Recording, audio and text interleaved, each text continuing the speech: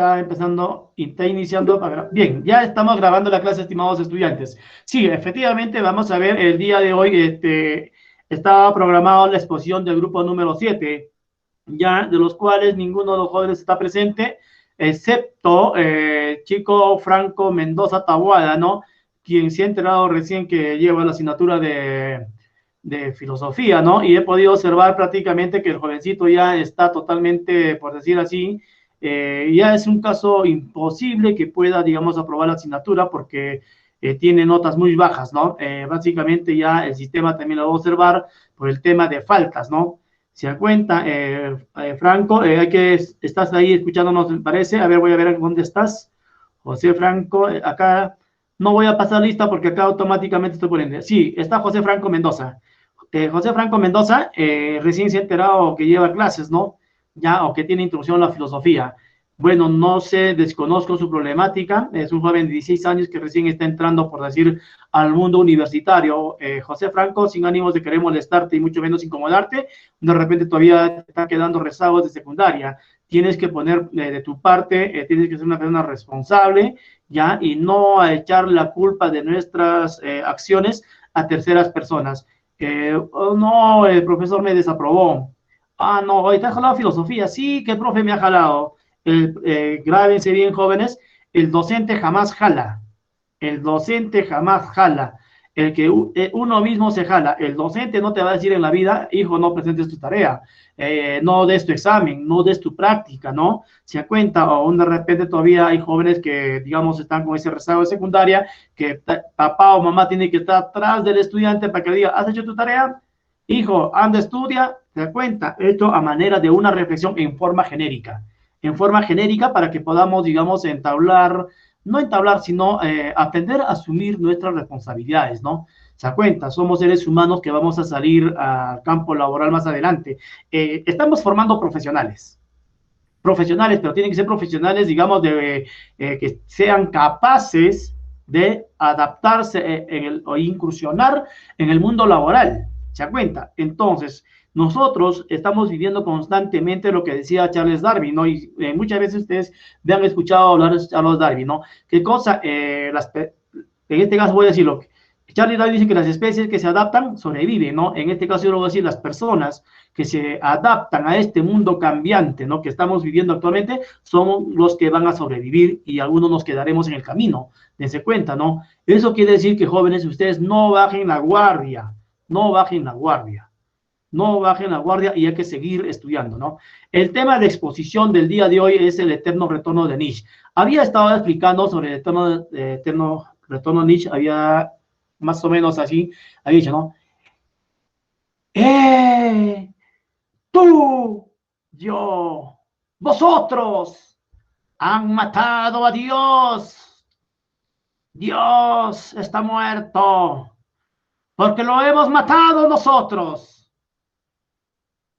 Y venimos a este mundo a vivir una serie de calamidades, penurias. Ay, este mundo donde no hay calma, todo es eternamente sufrimiento. Esto es más o menos, hay un personaje, un docente que habla sobre en YouTube, y voy a compartirlo en este momento, ojalá lo pueda encontrar todavía ese video, ya habla sobre el eterno retorno. Entonces vean ustedes, y finalmente entramos en un tema de conversatorio. Esto quiere decir que nosotros seres humanos, les decía antes, ustedes han visto esta película de Los Inmortales. En Los Inmortales, lo que no ha visto puede verlo tal vez en YouTube, estará la película Los Inmortales. El personaje vive en diferentes etapas o diferentes periodos de la historia de la humanidad. Veamos desde la época, digamos, de la comunidad primitiva, de la época de la ciudad esclavista, en la ciudad feudalista, en la ciudad capitalista y también en la actualidad, ¿no? Entonces, cómo este personaje, digamos, vive en diferentes periodos, tiene diferentes esposas, bueno, está ahí, pero algo que cuando él cada vez que se levanta con una situación, digamos, de un cierto malestar, ¿no? Porque imagínense también algo, vivir eternamente sería algo aburrido, ¿no? Había un texto, sí, está un texto también aquí en la web, tomen nota si lo pueden buscar, es Conversaciones con Dios. Ya, conversaciones con Dios, ahorita lo voy a compartir, debo tenerlo en la pantalla. Ya en el capítulo 13 o 14 habla específicamente, por ejemplo, que nosotros los seres humanos constantemente nos estamos reencarnando, constantemente estamos viviendo nuevas vidas. Y él dice, no, ahí cuando le pregunta a Dios, porque es un libro que supuestamente es una conversaciones que realiza el autor con Dios, ¿no? Y Dios le dice, ¿y en qué vida estás? Y no recuerdo bien exactamente, creo que dice algo de 480 tantas vidas. Voy a traer el texto en estos momentos. Mientras tanto, voy a compartir ese video para que ustedes puedan estar viendo y tener claro de lo que estamos hablando, ¿no? Federico Nietzsche, este eterno retorno es un mito, ¿no? Ya que está dentro de la filosofía de Nietzsche. Nietzsche es un filósofo también incomprendido para su época y también un filósofo muy controversial, ¿no? Porque le dicen, él habla sobre el nihilismo, él habla también sobre el fetichismo, ¿no? Y cuando había un documental que veía sobre la vida claro, de él, ¿no? Que decían que Federico Nietzsche estaba enamorado incluso de su hermana, ¿no? Ya que era usted una persona, por decir, ¿cómo le llaman este tema cuando se enamora de la hermana? Bueno, se me fue el tema, ¿no?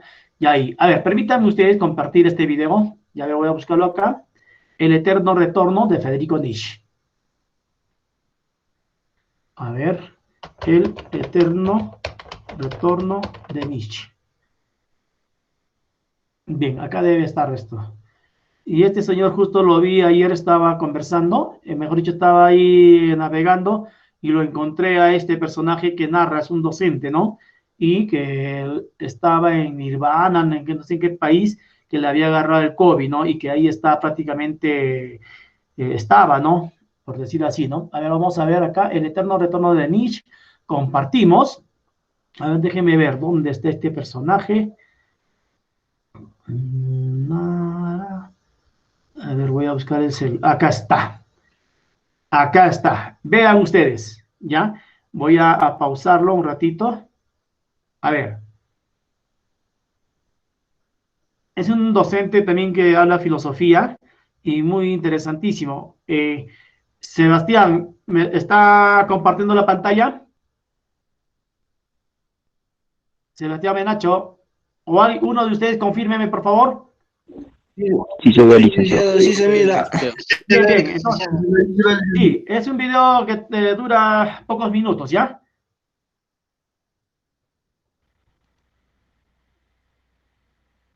Bien, ¿en qué creo? Si no creo en algún Dios, creo en el eterno retorno de lo mismo. ¿Y qué es este eterno retorno? Se les voy a explicar. ¿Qué ocurriría si una noche un demonio se deslizara furtivamente en tu más solitaria soledad y te dijera: esta vida, como ahora la vives y la has vivido, tendrás que vivirla aún innumerables veces más.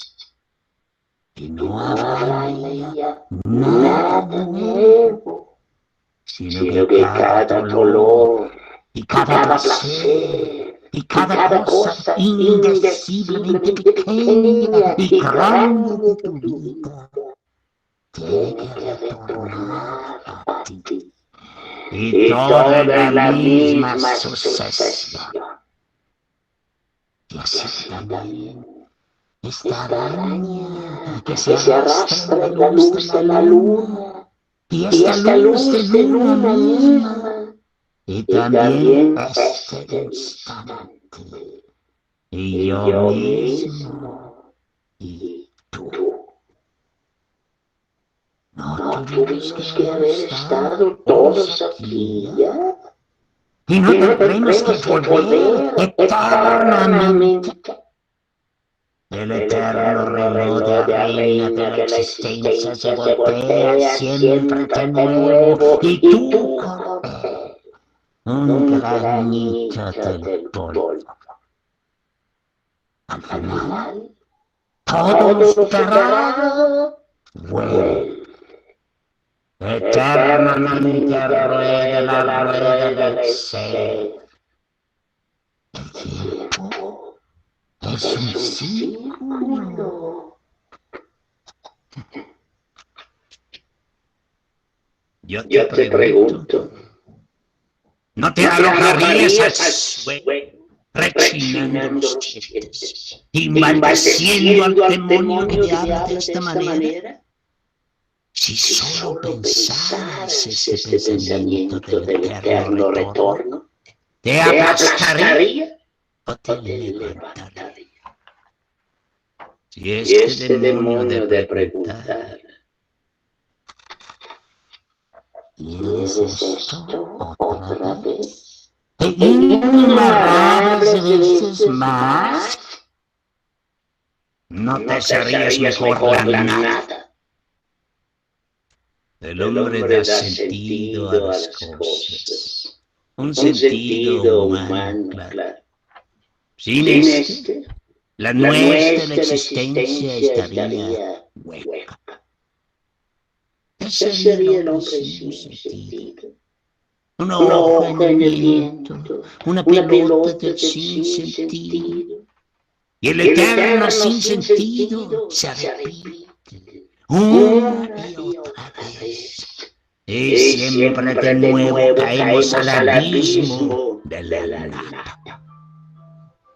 El hombre prefiere cualquier sentido que ningún sentido. Prefiere querer la nada que no querer nada. Pero ¿para qué necesito yo un sentido? Yo afirmo incluso el sinsentido. Afirmo el ciclo eterno del ser, aun cuando es muy difícil soportar.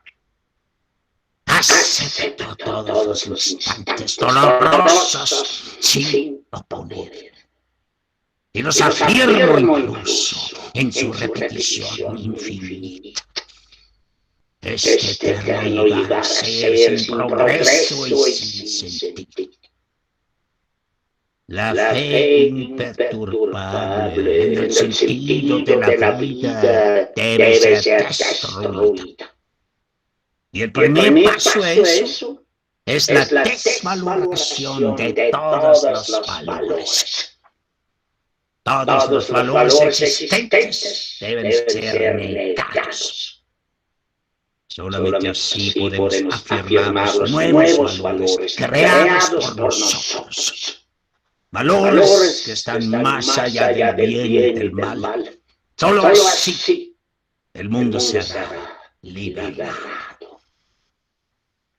El eterno retorno es el nihilismo más radical. No necesitamos ninguna salvación que viene del más allá. Nosotros salvamos a nosotros mismos. Hay solamente esta vida aquí en la tierra, ningún otro mundo. Pero esta autosalvación no nos lleva a una felicidad duradera, sino trae aún más sufrimiento. El hombre superior será más feliz y más infeliz a la vez. Mi fórmula mágica es amor fácil, ama tu destino. Amor fácil quiere decir que no deseo nada diferente, ni por delante, ni por atrás, ni por toda la eternidad.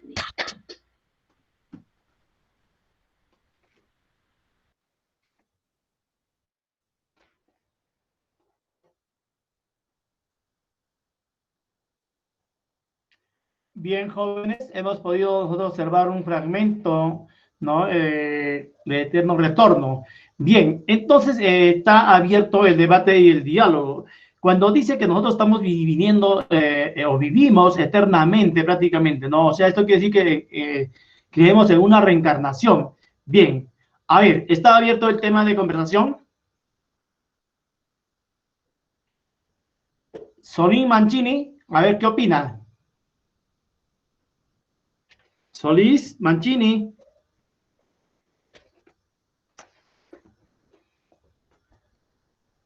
Joseph Solín. Licenciado, buenos días.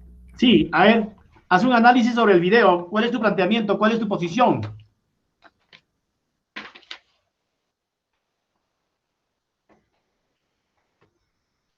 Vamos, Mancini. Bueno, el video, Sí, sí, sí.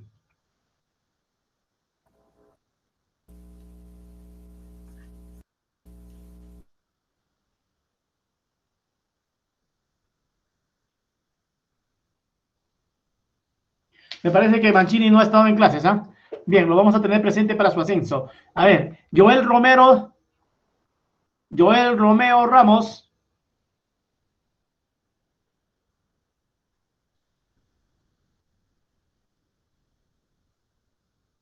Bien, son las 10:06.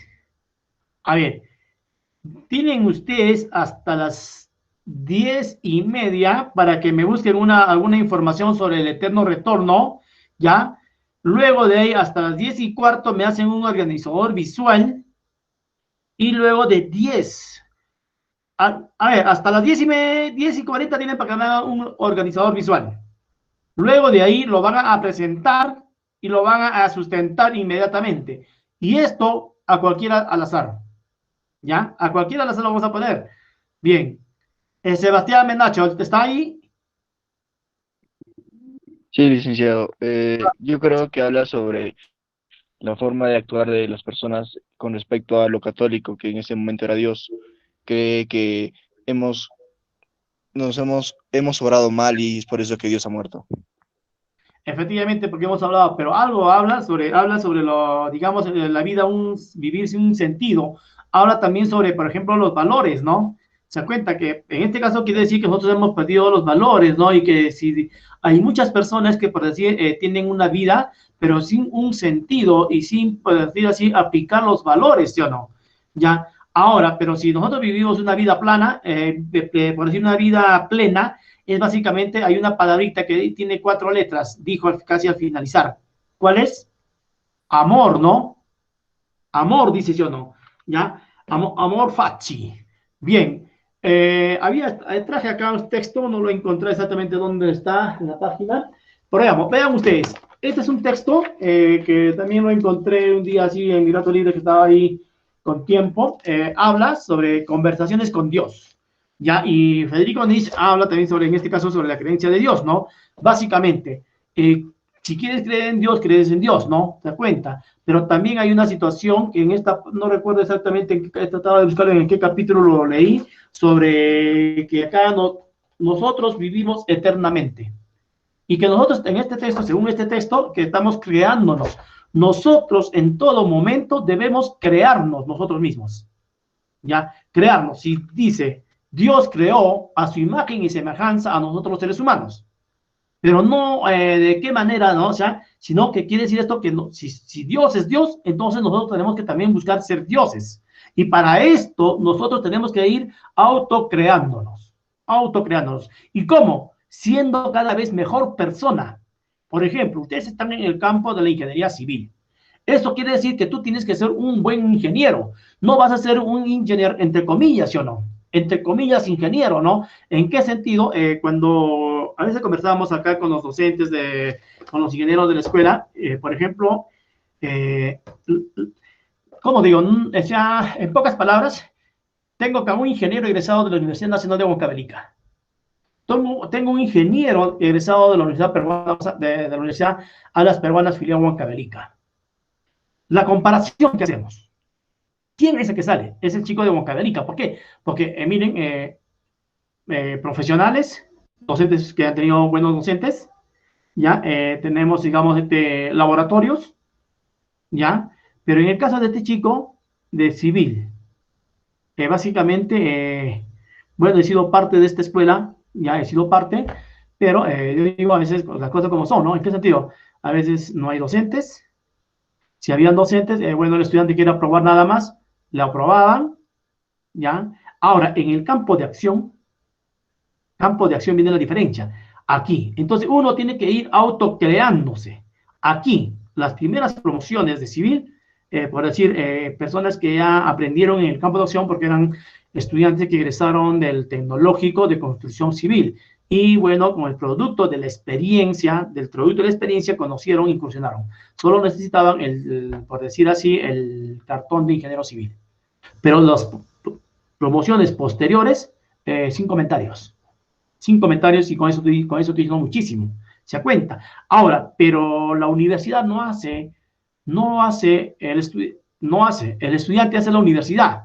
Pero si a este estudiante yo lo voy a ver todo mercantilmente lo voy a ver, que pague su mensualidad y bueno, que siga llegando, digamos, dinero a nuestras arcas de la universidad. Y poco o nada me importa su preparación. A eso quiero llegar, ¿no? Ahora, cuando yo hablo y digo desde el eterno retorno, y habla retorno, dice, una vida sin sentido. Esto quiere decir que nosotros en todo momento lo que estamos haciendo hay que hacerlo con una pasión. ¿Me entiendes? Con pasión. Soy estudiante de ingeniería civil, entonces tengo que encaminarlo. No voy a esperar. Ya estamos en esa etapa en que nosotros los docentes somos guías, somos facilitadores, somos tutores. Y que el estudiante es el que tiene que hacer todo. ¿Me entiendes? Entonces ahí, buscándose. ¿Quién se crea? Soy yo. ¿Se dan cuenta, jóvenes? Bien, son las 10:11. A ver. Bien, estamos regresando a las 10:45. Todos ustedes me hacen un resumen de el eterno retorno de Federico Nietzsche. Vean videos, o ese mismo video que han visto ustedes, vean otra vuelta, hagan un resumen, y luego de ahí, cualquiera al azar que le pregunte y no me conteste, lamentablemente, bueno, ¿qué hacemos? Nada, pues no. Ya, no, por una nota no vas a hacerlo, trabajo, ¿no? Ya, jóvenes. Bien. O también se me prende el foquito ahorita. A ver, esto que sea un tema de cultura general para ustedes, ¿ya? De Federico Nietzsche. Básicamente te va a servir para que tú puedas ser una persona, digamos, una mejor persona y ver, ¿no? Voy a resumir, aprovechar este momento que nos queda, voy a hacer un resumen a la clase de ayer hemos hecho, antes de ayer ha sido, ¿no? Hemos hecho el cristianismo y la patrística. Nos falta realizar el resumen de la clase de la escolástica, ¿ya? Voy a resumir el día de hoy, cosa que esto me va a permitir ganando tiempo para colgar a todas las ingenierías. Bien, jóvenes, entonces voy a buscar la presentación. A ver, permítanme ustedes un ratito. A ver, ¿dónde está esto? A ver. Mejor aprovechamos así, ¿ya? Sí, porque el día miércoles a lo mejor no voy a tener tiempo hasta la próxima semana porque estoy recontra saturado con el tema del doctorado de jóvenes. Bien. A ver que cargue.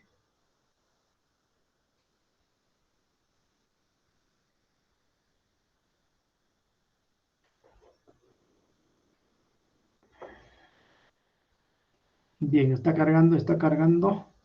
Bien. Uh-huh.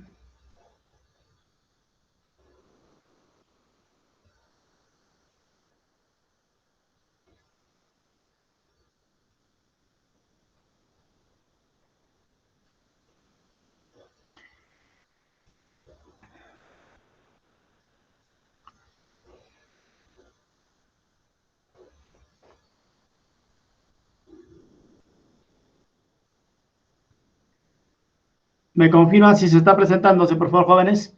A ver, acá voy a venir, modo de presentación.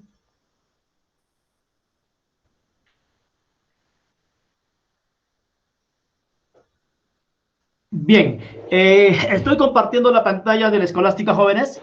¿Me confirma alguien? Sí, se ve, licenciado. Bien, excelente, gracias. Bien, entonces vamos a realizar el resumen de la exposición 3, no recuerdo bien exactamente cuál fue, ya qué grupo expuso. La escolástica. Vamos a ver nosotros que el término escolástica proviene del griego, por decir, schole, que quiere decir qué cosa, schole, que quiere decir escuela. y también del término latino que quiere decir qué cosa, es chola, que es escuela. Y también a la vez vamos a ver que scholasticus, que quiere decir qué cosa, maestro de escuela. También vamos a nosotros a ver acá cuando la patrística, por decir, dejó de ya ser un estudio preponderante o dejó de tener sentido en la edad medieval, entonces vamos a ver que la Iglesia Católica va a lograr, por decir así, ejercer un dominio, pero un dominio en lo económico y en lo político.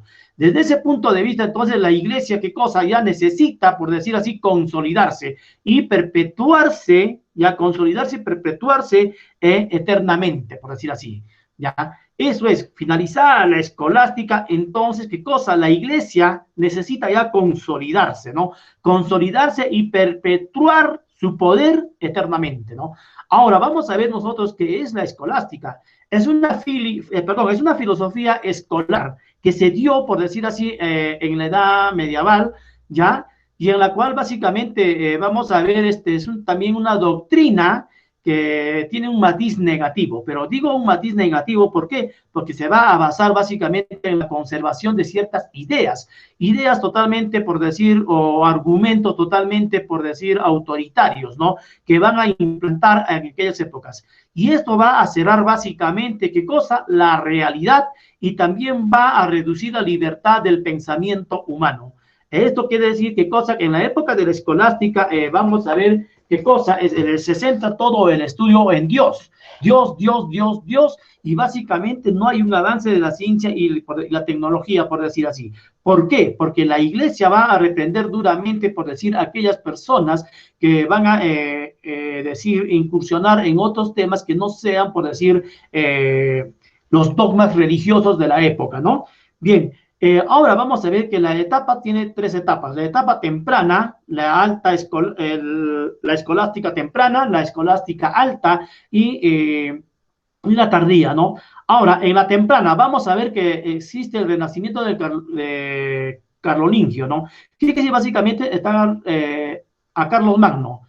Básicamente estamos hablando de Francia, donde surge, por decir, Carlos Magno, que va a llegar a tener una gran fuerza y va a rivalizar con el papado.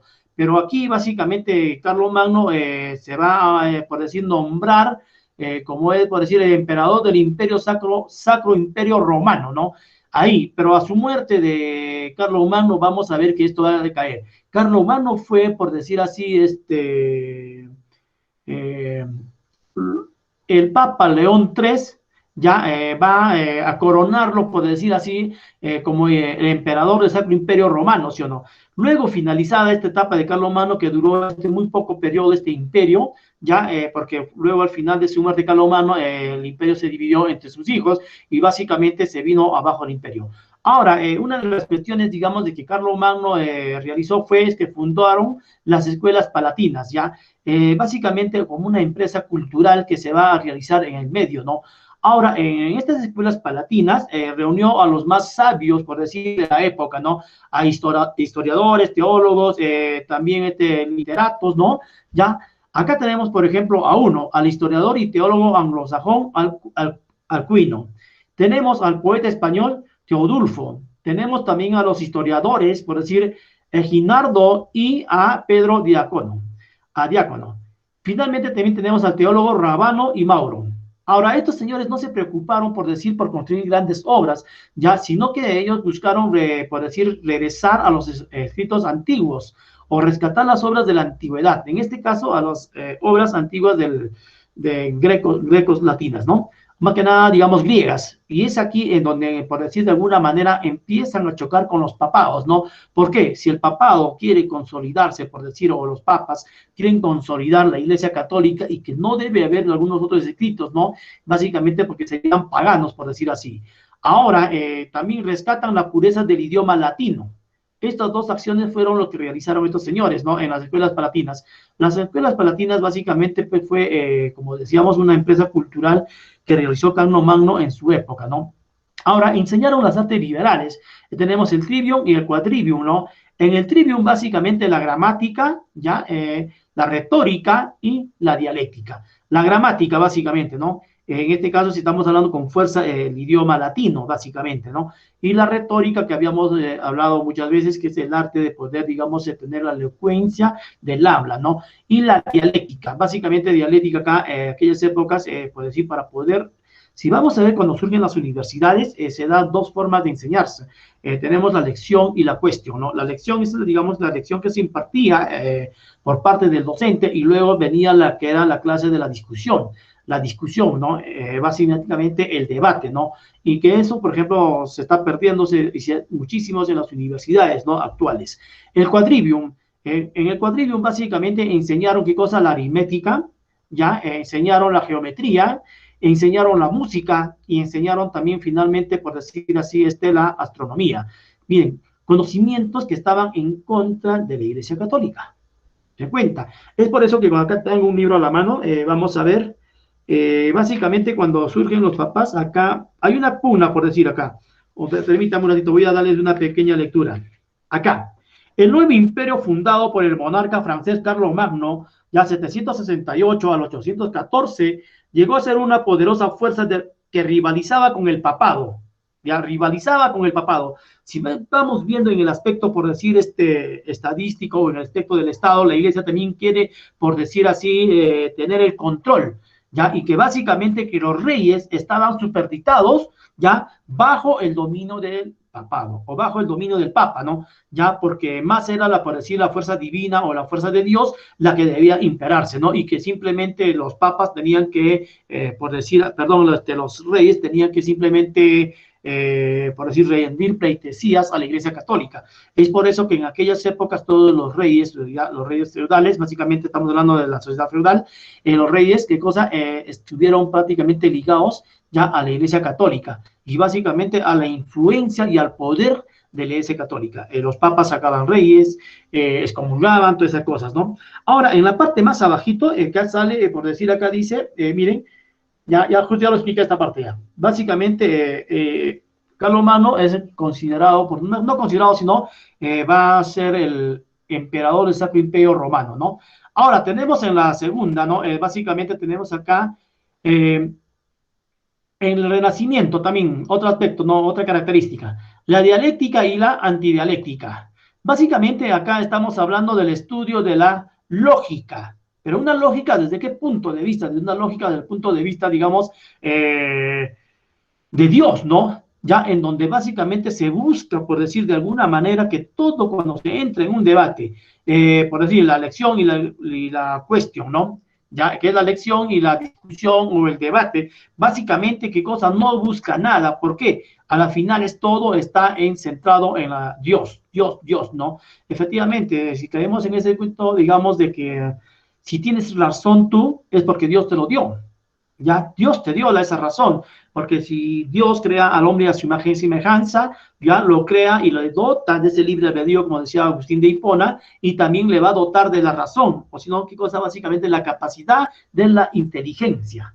¿Se da cuenta? Entonces, el estudio de la dialógica acá, básicamente, ¿no? Pero desde un punto de vista de la fe cristiana, ¿no?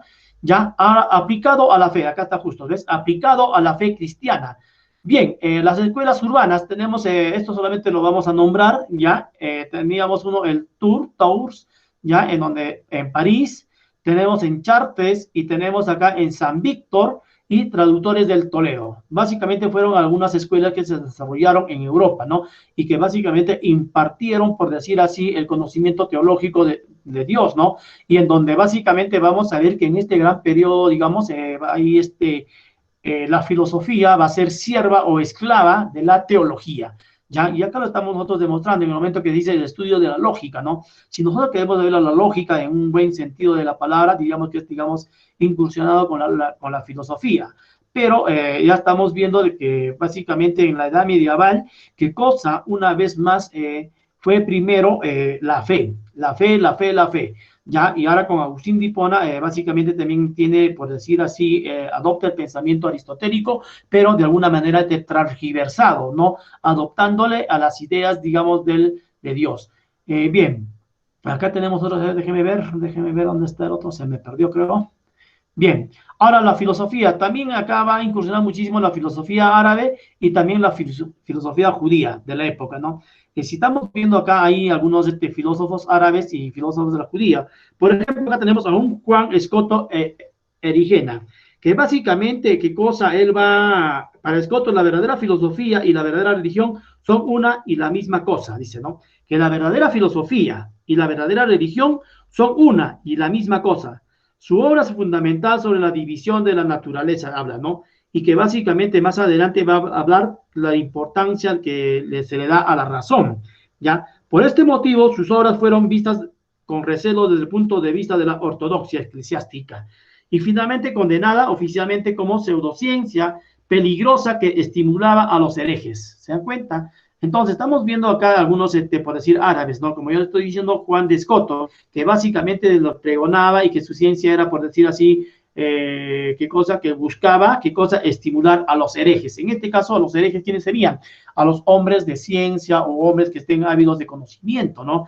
Entonces, sabes que hacer ciencia en aquellas épocas era considerado sinónimo de ser una persona hechicera o un hereje, ¿no? Ahora tenemos, digamos, en la escolástica alta, algunas características. El método escolástico básicamente de enseñanza fue, pues, lo que decían antes en líneas arriba, el tema de la lección y la cuestión, ¿no?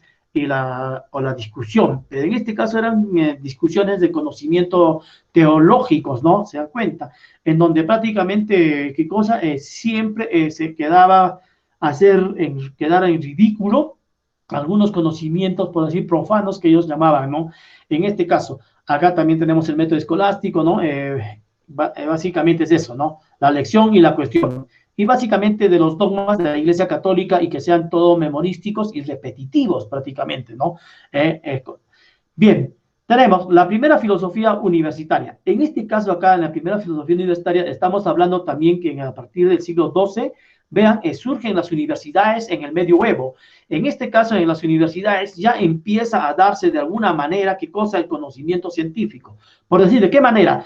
Por decir, ya se empiezan, si estamos hablando acá en líneas arriba, hablamos sobre el trivium y el cuatrivium, ¿no? Pero en las universidades ya empiezan a enseñarse, por decir, también matemáticas, se empieza a enseñarse, por decir, el derecho, empieza a enseñarse la medicina, empieza a enseñarse también el derecho canónico, ya astronomía.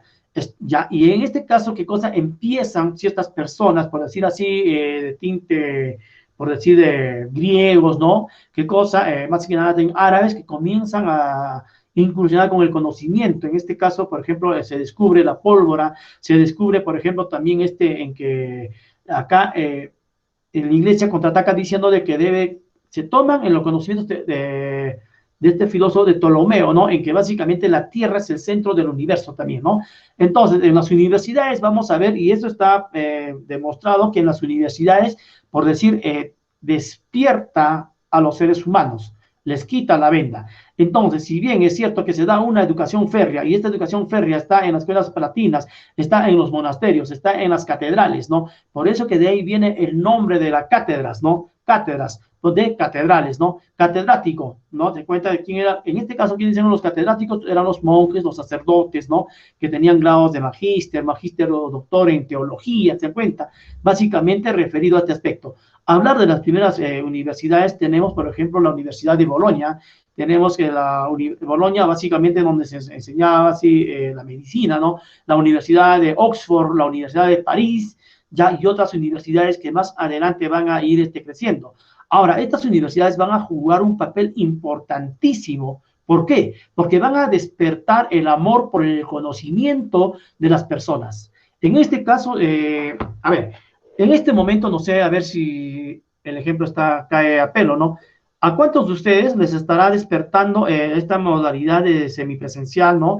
El amor por el conocimiento, digamos, en el manejo de estas herramientas virtuales, aparte de esto, de repente ahondar o investigar tus conocimientos ¿no? Que se te está impartiéndose en la universidad, no solamente en el área de filosofía, sino en otros cursos.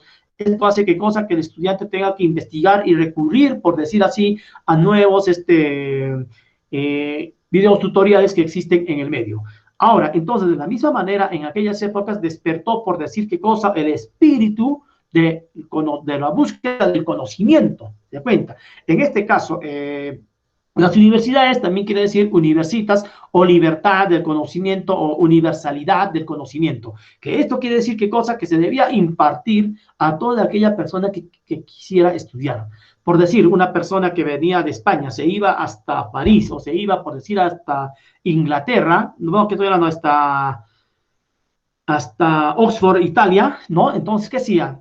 Los príncipes los acogían y en los monasterios, todas esas cosas, ¿no? Entonces, ¿cómo los acogían? Básicamente con alimentación, vivienda, ¿no? Entonces, gozaban de estos ciertos privilegios de ser estudiante universitario en aquellas épocas, ¿no? ¿Por qué? Se despertó, pues, el conocimiento, ¿no? Y en este, cuando se despierta el conocimiento, básicamente también, de alguna manera, ya empieza el ser humano, por decir, a tener conocimiento, digamos, estudio de las matemáticas, la geometría, ¿se da cuenta? Y esos estudios de la matemática, geometría o la astronomía lo realizaron, por decir, en la antigua Grecia también, ¿no? Ya aquí. También vamos a ver nosotros la alta escolástica dominicana. En este caso, dominicana está referido a los dominicans. Los dominicans son básicamente, por decir, una orden de los dominicanos, frailes dominicanos, ¿no? Dominicanos que son los perros de Dios, ¿no? Básicamente así, ¿no? Que ellos fueron las primeras personas que comenzaron, por decir así, predicadores, ¿no? Pero predicadores ¿de qué? De la palabra de Cristo. Si bien vamos a ver que existieron muchos personajes que representaban a la escolástica, pero el máximo representante fue Santo Tomás de Aquino. Entonces, la Iglesia Católica va a por decir de alguna manera, a oficializar, ¿qué cosa? Eminentemente que se debe centrar todo en el conocimiento, un planteamiento de Santo Tomás de Aquino, ¿no? En la alta escolástica también tenemos, ¿qué cosa? Otra orden, la franciscana, ¿no? La orden de los franciscanos, tendencia neoplatónica y agustiniana. Básicamente, ambos también, digamos, tienen siempre, por decir así, una rivalidad, digamos, de alguna manera, ¿no? Por prevalecer cuál de las órdenes son mejores. Pero en este caso, la orden de los predicadores, cuando el Papa, digamos, cuando ya se viene abajo el imperio de Carlomagno, ¿no? El imperio carolingio, básicamente, cuando ahí la iglesia va a consolidar totalmente, por decir así, qué cosa, su poder, ya tanto el poder, por decir, económico, político, hasta social, ya cultural. ¿Por qué? Ya se implanta el conocimiento de la religión y se forma para poder, digamos, castigar luego a estos señores, se formó, por decir, el Tribunal de la Santa Inquisición. El Tribunal de la Santa Inquisición conformado por estos señores, ¿no? Predicadores, ¿no? Se cuenta, y que estos señores básicamente, pues, por decir, fueron castigos totalmente duros, ¿no? Acá tenía una parte sobre esa parte, a ver, voy a ver si lo tengo acá. San Pedro, Platón, no lo tengo porque a la mano. Ya, básicamente que digamos, el Tribunal de la Santa Inquisición es el órgano de represión, por decir así, de que contra los herejes, ¿no? Contra los brujos, contra los hechiceros, ¿va? Que la iglesia podía, por decir, nombrar, ¿no? Si en aquellas épocas era un tanto difícil vivir porque uno estaba, pues, por decir, a la orden de que alguien te pueda denunciar, ¿no? Si hacías conocimiento, digamos, o estabas en búsqueda de algo, ¿no? Y te denunciaban al Tribunal de la Santa Inquisición y eras castigado duramente. En ese, digamos, algunos hacen creer que la Santa Inquisición solamente fue un organismo de cohección, solamente para implantar el miedo o el temor, pero no fue así, porque fue el lugar en donde se castigaron y se dieron asesinatos, genocidios, muertes a las personas que no creían, por decir así, en Dios, ¿no? Ahora, acá en la tardía, básicamente son filósofos de transición. Si decimos filósofos de transición, es básicamente ya cuando se va a dar el pase, por decir así, de esta edad escolástica al renacimiento, nuevamente a la nueva sociedad esclavista, ¿no? Acá viene el problema del nominalismo medieval. Acá habíamos estado viendo, inclusive con Agustín, el problema del nominalismo y el tema de ¿cómo se llama? Y los universales, el tema del nominalismo y universales, ¿no? Que básicamente está referido a esto que, por decir, si yo digo, esta es una puerta, ¿no? Ya, ¿qué decir? Es una puerta. Pero la puerta solamente acá, sino, digamos, si digo, sería para todos, ¿no? Dando, digamos, la conciencia para todos. Si este es un mamífero, muy bien, pero ¿qué tipo de mamífero? Es un gato, es un perro. ¿Se da cuenta, no? Ahí, entonces, si estamos hablando, en este caso, el problema de los también conceptos, ¿no? Ahí. Dios, entonces Dios es para todos, Dios es universal, ¿no? Pero ¿quién es Dios? Dios es la palabra, Dios es el concepto, ¿no? Es la palabra que sirve para destinar, saber quién es Dios. Dios es el creador del mundo, creador de todas las cosas, ¿no? ¿Se da cuenta? Pero acá también encontraba en una lectura, no lo tengo acá a la mano. Por ejemplo, se pregunta, ¿no? Cuando querían, entraban en el debate, por decir así, de un tema X, ¿no? Entonces les salían con otra cosa, por decir así. Y te pregunto, ¿qué edad tenía, ya, Jesús cuando creó o qué edad tenía Dios cuando creó a Adán? ¿O qué edad tenía a Adán cuando se le creó? O sea, de alguna manera tratan de confundir, ¿no? Ahí, ¿no? Entonces tenemos acá también, ¿qué cosa? El misticismo especulativo medieval. A eso me estoy refiriendo, al misticismo especulativo, ¿no? ¿Qué es misticismo? Digamos, una serie de dogmas, una serie, digamos, de narraciones, cuentos que van a servir para poder, ¿qué cosa? Distraer a la humanidad, ¿no? Ahí, entre la Edad Media y la moderna. Acá, vamos a entrar ya entre la Edad Media y la moderna, ¿no? Y la modernidad. La modernidad básicamente empieza pues con el Renacimiento, con el tema de la Ilustración, ¿se dan cuenta? Y con el enciclopedismo también, ¿no? El enciclopedismo básicamente cuando va a surgir esto también en Francia y en las universidades, ¿no? Ahora me voy a centrar en el estudio de uno de los máximos representantes de la escolástica, que es Santo Tomás de Aquino, ¿no? Ahora vamos a ver, crea una enciclopedia peculiar, pero básicamente ¿a qué está referido decir una enciclopedia peculiar? Sino un conjunto de dogmas y doctrinas, ya que van a, digamos que se van que la iglesia se va a reñir, que la iglesia va a adoptar, dije, ¿no? Entonces, da la ideología medieval dominante en este caso, que los conocimientos o el planteamiento de este Santo Tomás de Aquino va a ser la que va a predominar y la iglesia católica lo va a oficializar, ¿sí o no? Ahora, justificando, ¿qué cosa? De alguna manera la dogmática, ¿ya? Cristiana. En este caso, ¿qué es la dogmática cristiana? Es todos los dogmas cristianos, el conocimiento cristiano básicamente, ¿no? Abordas temas, por decir así, en que no solamente los problemas filosóficos de la época, ¿no? Pero ya sabíamos bien y sabemos bien de que la filosofía es sierva, ¿no? O que está sierva o es esclava de la teología. Ya, teología son todos los conocimientos, digamos, referente a la existencia de Dios, ¿no? Y a la demostración de Dios. Bien, aquí también tenemos, sino también básicamente, digamos, en el Estado, dice, ¿no? Ya, los temas del Estado. En este caso, si hablamos del tema del Estado, está básicamente referido al poder de los papas que van a influir frente a los reyes. Si bien son los reyes, muy bien. En este caso, si estamos hablando, por así, en la ciudad feudal, vamos a ver que existen los reyes tienen sus vasallos, ¿ya? Y después vienen, por decir, los siervos, que son los campesinos, ¿ya?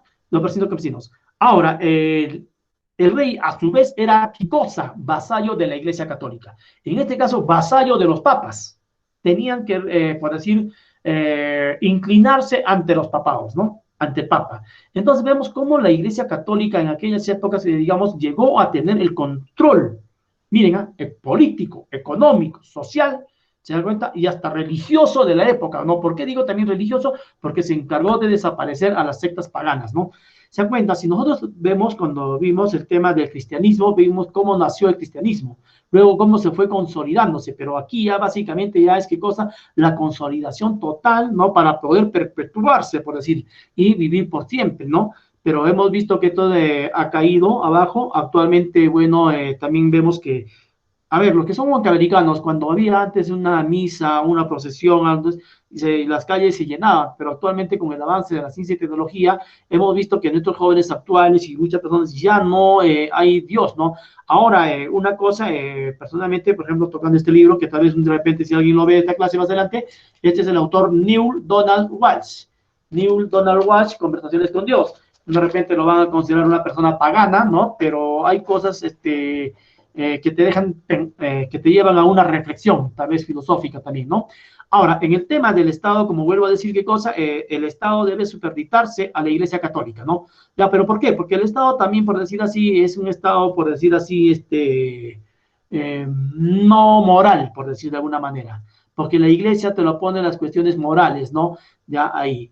Ahora, en el tema de la economía, vamos a ver que también qué cosa, la Iglesia Católica va a predominar enormemente, ¿no? Les decía a ustedes, vean documentales de los Médicis, padrinos del Renacimiento.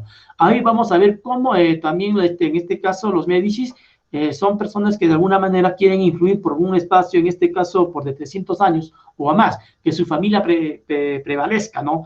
Y en este caso estos señores eran los que manipulaban y manejaban y ponían hasta papas, ¿no? Se dan cuenta, ¿no? Ahí, y cuando los papas llegaban al poder, ellos básicamente se servían del papado. En este caso, por ejemplo, las arcas, ¿no?, de la Iglesia Católica estaban, pues, por decir así, llenas, pero en un determinado momento se van a venir abajo con el tema de la corrupción generalizada también que tuvieron los papas, ¿no? Ahora, y sobre el derecho, ¿no? El derecho, yo les he dicho, en este caso es un derecho canónico, ¿no? Un derecho, digamos, religioso, ¿no? Básicamente, en todo está centrado. El ser humano tiene derecho, sí, pero ¿derecho de qué? De tener fe, de creer en Dios, ¿no? Y luego de ahí llegar a conocer, digamos, a través de las 5 vías metafísicas que habla Santo Tomás de Aquino, llegar a conocer a Dios. Bien, también tenemos el tema de la moral, ¿no? Efectivamente, la moral. Profesor Sierra, pero usted nos dice que en un determinado momento también el papado tuvo, digamos, tenía un texto, un libro, está ahí, no recuerdo cómo es el texto del libro, es las atrocidades que hacían los papas también en aquellas épocas, ¿no? Y los papas también, digamos, habían papas totalmente corruptos que hacían sus fiestas romanas, y si yo digo hacen fiestas romanas, pues básicamente fiestas, sexo, droga, todas esas cosas que tenemos eso en la actualidad, ¿no? Se da cuenta, de repente un sacerdote escucha esto, diría, ¿qué le está enseñando a los jóvenes universitarios este señor, ¿no? Es uno que está en contra del sistema, pero las cosas como tienen que ser, ¿no? Se da cuenta. Ahora también Santo Tomás de Aquino va a dejar que cosa la doctrina, ¿no? Fue considerada básicamente, ya lo decían antes, la única filosofía de la edad medieval, ¿no? Básicamente, la verdadera, fue considerada la filosofía verdadera de la Iglesia Católica. Antes, cuando yo decía, el papado oficialmente, ¿qué hace? La única filosofía que se debe escuchar básicamente es la filosofía o la teología, en este caso el planteamiento de Santo Tomás de Aquino, ¿no? Ahora, Santo Tomás de Aquino plantea 5 vías para conocer a Dios, ¿no? Ya las 5 vías para conocer a Dios. El movimiento, por decir así, el movimiento, la causalidad, ya la posibilidad y la necesidad, y también los grados de perfección, ¿ya? Y la orden de las cosas. Bien, acá un ratito voy a entrar a buscar otra presentación que tengo para poder explicar estas 5, digamos, vías o 5 caminos que sirven para poder conocer a Dios, ¿no? Ya ahí, permítanme un ratito, voy a buscar esa presentación acá, voy a entrar, a ver, buscar una pantalla, esta está acá, cancelar, permitan ustedes un ratito. La causalidad de las cosas, ¿no? Básicamente, ese es uno de el primer principio, digamos.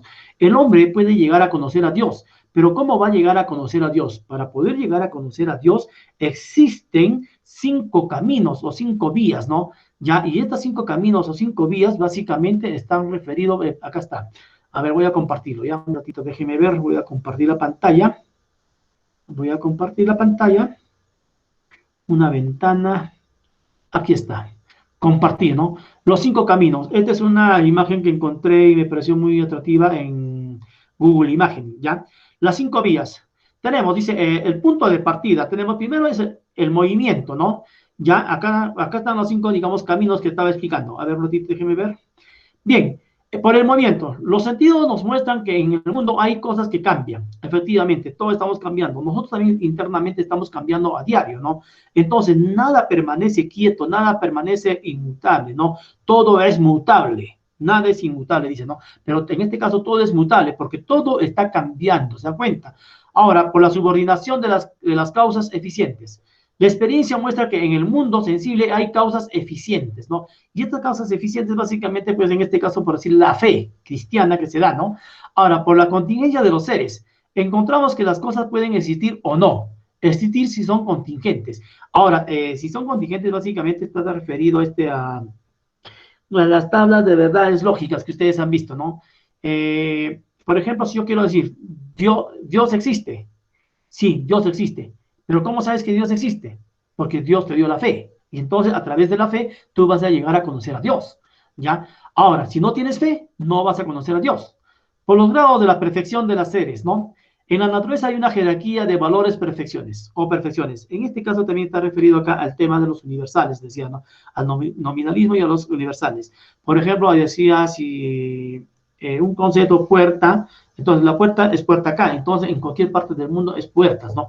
El conjunto de puertas, ¿no? Entonces yo antes decía Dios, Dios como concepto, ¿no? ¿Dios quién es? Es el Dios que creó todo a su imagen y semejanza. Creó el mundo, creó la tierra, creó al ser humano, ¿no? Pero entonces este Dios debe ser para todos también, ¿sí o no?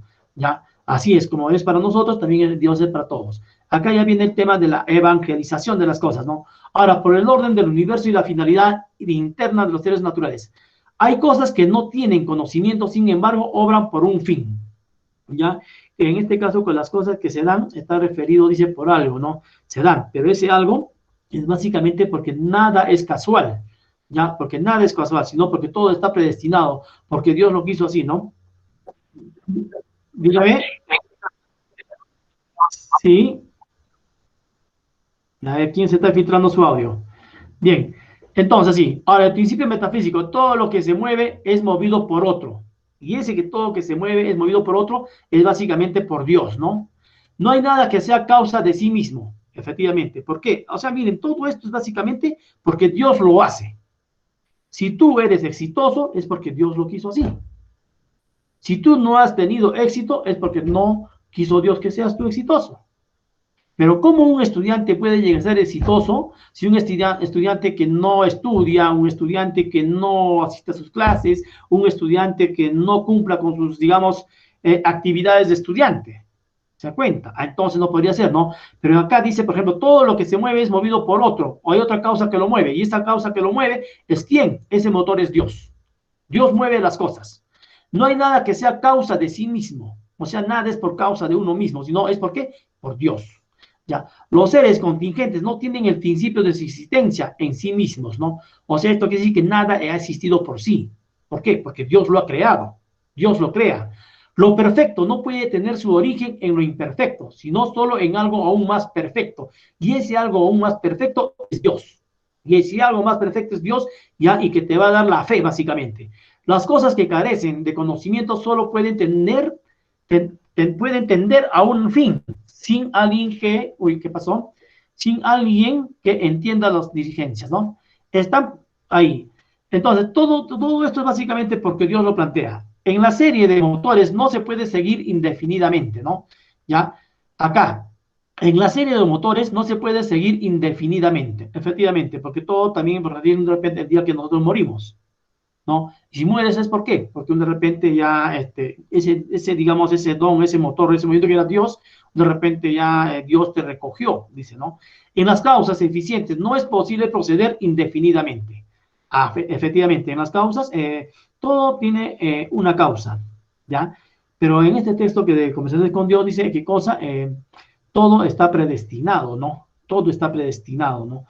¿Ya? Ahora, no es posible la serie indefinida de seres relativamente necesarios. Bien, y cuando vamos a llegar a un término, tiene que haber un primer motor, no movido por nadie.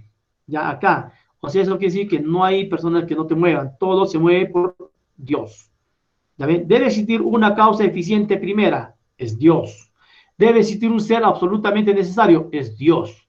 Debe existir un ser perfectísimo, es Dios. Debe existir un ser inteligente que dirija todas las obras naturales, es Dios. ¿Te das cuenta? Entonces ahí tú, digamos, conoces todo esto, ya que esos son los 5, digamos, vías metafísicas o los 5 caminos que existen, ¿no? ¿Ya? Para poder llegar a conocer a Dios.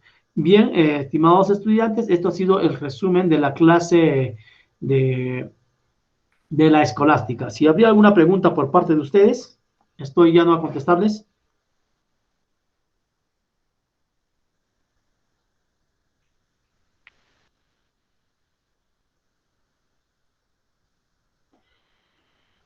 Acá tengo un librito de historia de la filosofía de Digny, que es de una posición más que nada materialista. Acá habla, por ejemplo, miren, y hay cuando finaliza el periodo de la patrística y empieza, por decir así, el último padre de la Iglesia Católica fue este señor de filósofo, perdón, no, el arzobispo Canterbury Anselmo.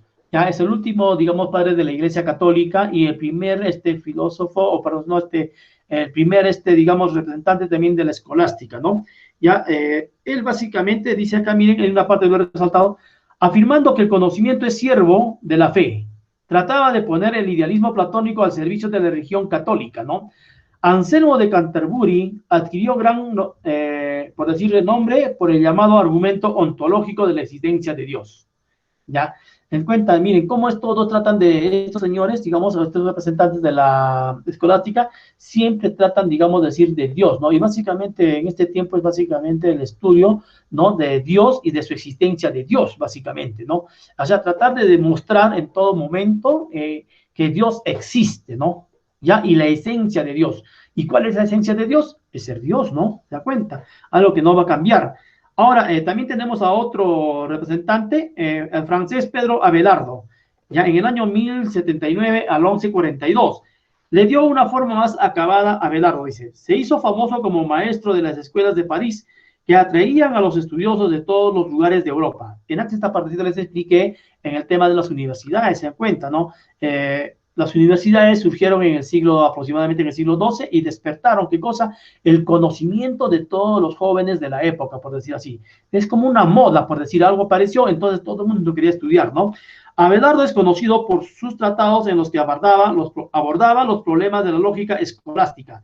La lógica escolástica llamada dialéctica por los escolásticos era sencillamente el arte formal de discutir y argumentar. Esta parte también les expliqué, ¿no? Ya argumentar básicamente era la lección y la discusión, ¿no?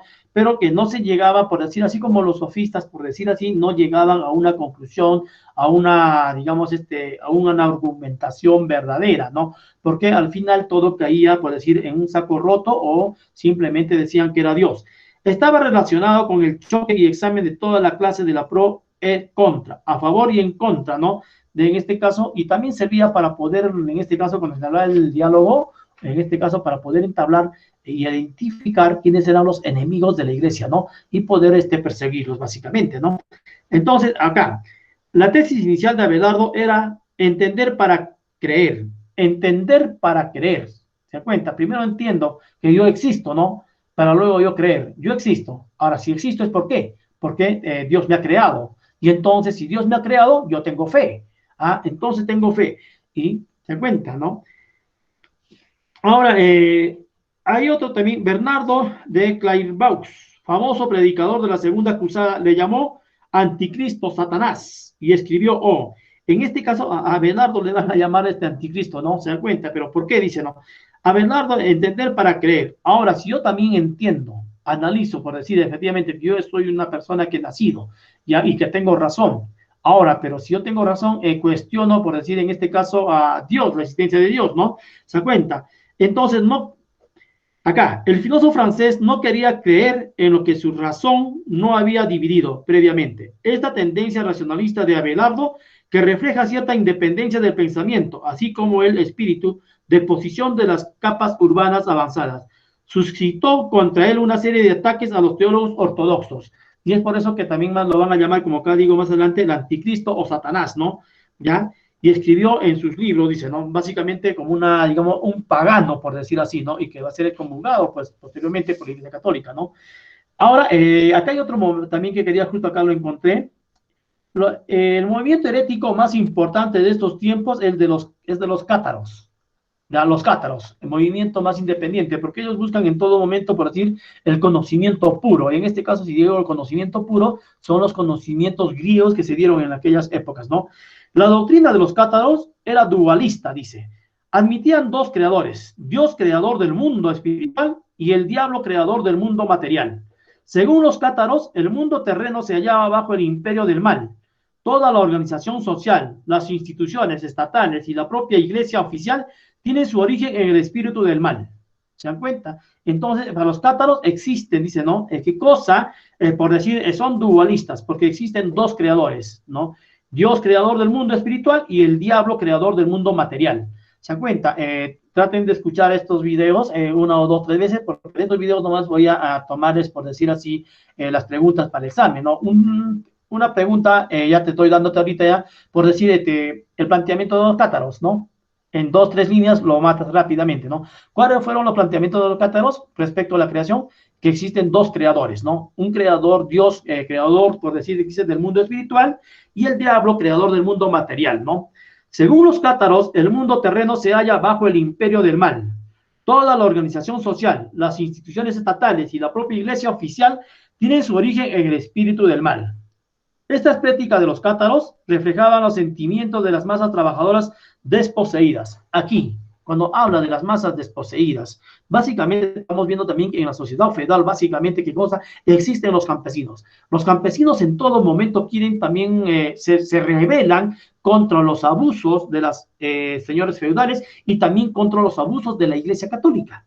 Se da cuenta, ¿no? Si bien sabemos que en la sociedad esclavista, esclavo y señor esclavista. Ahora, en la ciudad feudal, señor feudal y los siervos. Pero a la vez, los siervos, en estos periodos, la iglesia era dueño de grandes extensiones de tierra. Si hacemos un ejemplo en la ciudad de Huancavelica, ustedes pueden ver que la iglesia católica tiene grandes extensiones de tierras acá en Huancavelica. Se da cuenta, tenemos, por ejemplo, por la parte del ex Banco de la Nación, hay un edificio en la esquina, es de la iglesia católica.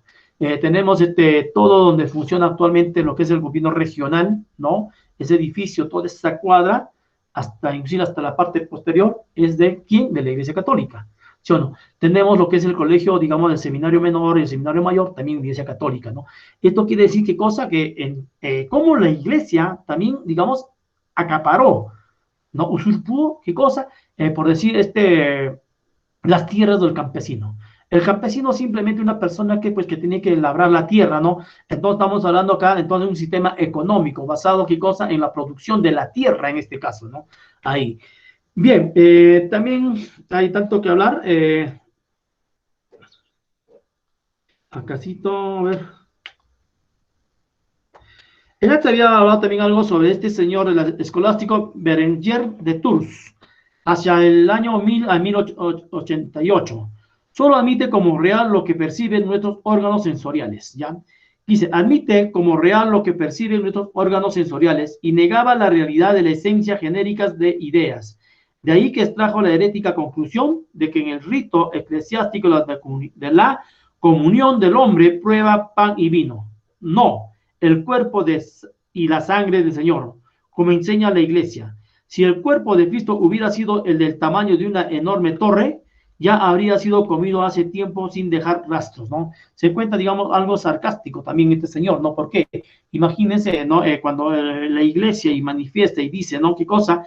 Entramos en comunión, el hombre prueba pan y vino.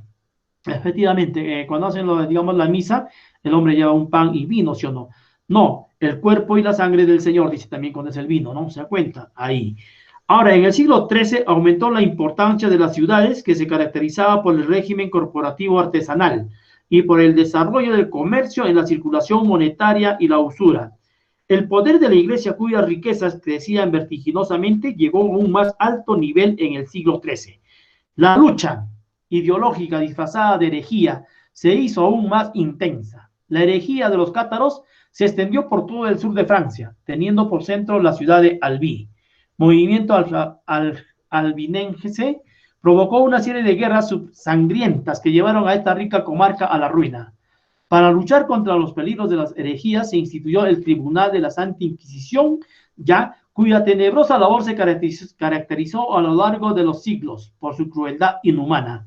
¿Se dan cuenta? Entonces también no todo en la iglesia pues ha sido también un color de rosa, ¿no? Sabemos bien que los cristianos inicialmente fueron perseguidos por, en este caso, por el Imperio Romano, en este caso también por la Iglesia Ortodoxa, ¿no? Cuando Cristo nace, ¿qué hace? Es una cosa, hay muchas personas que más adelante vamos a ver la figura de este fraile alemán conocido como Martín Lutero, y a ver si en este momento lo paso ese videíto, es un video corto para poder explicar, ¿no? Cómo la Iglesia Católica también va perdiendo terreno, por decir así. A ver, voy a buscarle un ratito, por favor, unos 10 minutos más y nos retiramos, jóvenes, ¿ya? O creo que ya tengo clase con los de la B, de ambiental A. A ver, Martín Lutero. Martín Lutero. Ahorita voy a encontrar ese fragmentito. Es una película, ya, pero voy a... Acá sí todo... básicamente, a ver dónde está esto.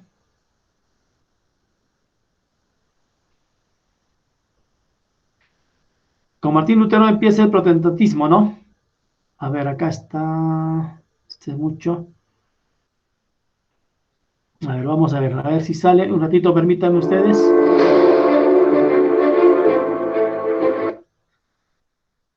A ver.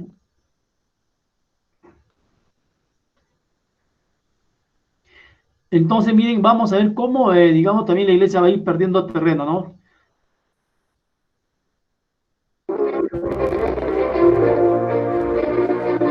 ¿Quién fue Martín Lutero? Martín Lutero nació en Alemania el 10 de noviembre de 1483.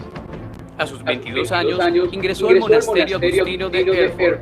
Estaba obsesionado con el tema de la salvación, pero pronto se volvió un lector apasionado de la Biblia, que le fue dando las respuestas que necesitaba.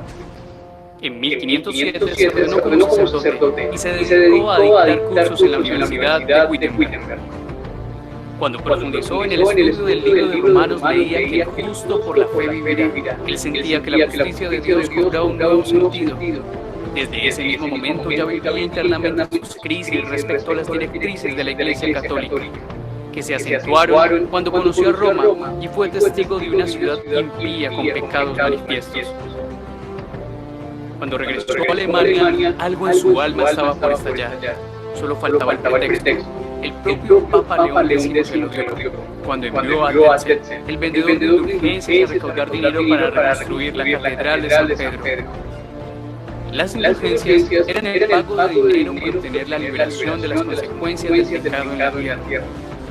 Tetzel acusó a Lutero de herejía por contradecir la práctica de las indulgencias adoptada por la Iglesia. El 31 de octubre de 1517, Lutero se defendió públicamente de las acusaciones de herejía que le hacía Tetzel, y luego clavó en la puerta de la iglesia de Wittenberg sus 95 tesis. El escrito que repudiaba las indulgencias y otras cuantas prácticas de la iglesia causó revuelo de inmediato. La iglesia hizo Lutero para que se retractara, pero a pesar de la presión, este no lo hizo. Más adelante se casó y tuvo 6 hijos. Martín murió a sus 63 años. Cuando sintió que todo terminaba, comenzó a orar diciendo: Padre Celestial, eternamente misericordioso Dios, me has revelado a tu amado Hijo, nuestro Señor Jesucristo. A Él he confesado, a Él he proclamado, a Él amo, a Él honro como mi Salvador y Redentor, a quienes los impíos persiguen con sorna y burla. Oh Señor, toma mi alma. Ahora también otro, digamos, etapa negra de la Iglesia Católica, vamos a ver a continuación. A ver, por todos los hechos, digamos que la Iglesia va a perder, digamos, terreno, ¿no? Veamos.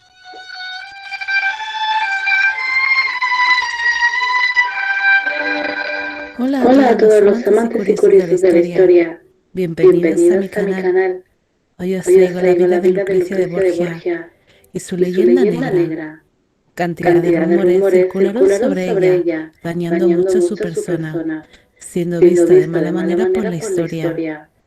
Esta biografía está realizada por petición de Paula Banda y Vanessa Rubiano. Lucrecia Borja Cattanei nació el 18 de abril de 1480 en Subiaco, Roma. Fue hija de Rodrigo Borgia, más conocido como el Papa Alejandro VI, y del amante de este, Vanosa Cattanei. Lucrecia fue la tercera hija de los amantes. Estos llegaron a tener 4 vástagos. Lucrecia tuvo una buena educación.